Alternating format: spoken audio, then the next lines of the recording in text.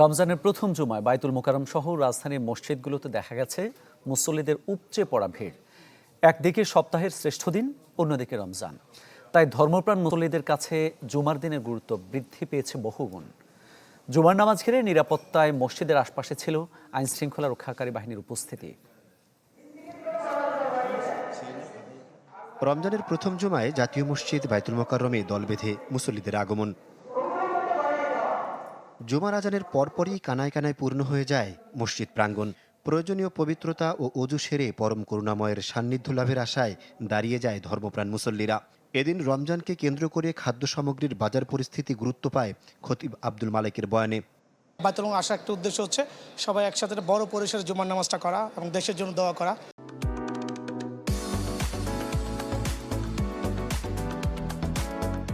অন্যান্য দিনে নামাজ পড়লে যা সোয়াব পাই, রমজানের মধ্যে নামাজ পড়লে 70 গুণ, কোনো কোনো ক্ষেত্রে 700, বা আল্লাহ তাআলা যতটুকু দিয়ে থাকে সেই হিসেবে আমরা যেমন আমল করব ঠিক তেরকমই সোয়াব পেয়ে থাকি। ফ্যামিলির জন্য চাওয়া, সবার জন্য চাওয়া, দেশের জন্য চাওয়া।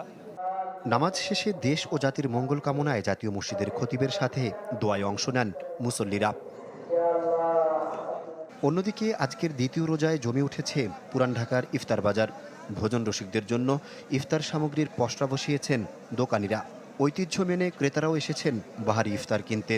আমাদের ভালো লাগে এখান থেকে কেনাকাটা করতে। আমরা সবসময় ছোটোর থেকে করে আসছি, আমার বাবারা দাদারা এখান থেকে নিয়েছে। আমরা নামাজ পড়ছি, নামাজ পড়ে বাবা মার কবরে জিয়ারত করছি, আবার বড় ছেলেকে নিয়ে আমরা এই যে এখানেই নামছি, যে এখান থেকে কিছু কিনে যাব, ইফতারটা কিনে কিছু বাসায় যাব। একে বরকতময় রমজান, সাথে জুমার ফজিলত, মুসল্লিদের কাছে তাই বাড়তি গুরুত্ব পাচ্ছে ইফতার সেহরি। আহমেদ সোহাগ, চ্যানেল 24, ঢাকা।